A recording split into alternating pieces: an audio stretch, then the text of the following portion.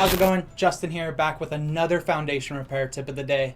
Today we wanted to talk about what a homeowner can expect during a foundation inspection.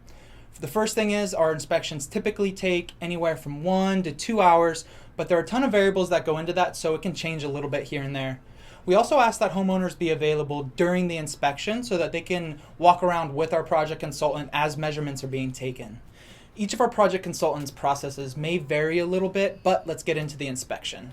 We'll typically start out by asking the homeowner why they called us out in the first place. This usually gives us a pretty good idea of what's going on in the home because ultimately they're the ones that are living in the home and they have a pretty good understanding of what's going on and what kind of changes are taking place.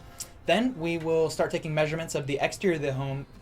After inspecting the exterior of the home, we'll make our way to the inside and begin taking measurements of the interior walls and floor plan in order to finish our scaled drawing. Once the floor plan's done, we will grab our handy dandy zip level altimeter, which helps us take very accurate and precise measurements of the elevation of the floor throughout the home. Our elevation measurements, along with the scaled CAD drawing, give us a pretty good aerial perspective of the home, and it allows us to visualize any elevation changes that may be occurring, almost like a topographic map.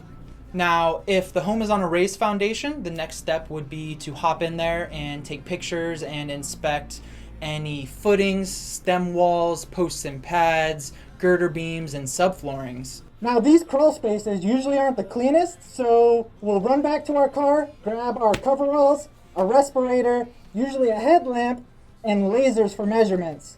Our project consultant will then give the homeowner their readings, measurements, any findings, and then any recommendations that they may have following the inspection.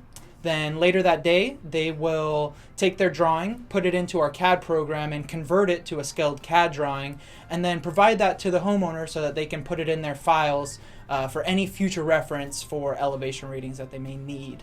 So if you've ever wondered what to expect during a foundation inspection, now you know, and that's your tip of the day.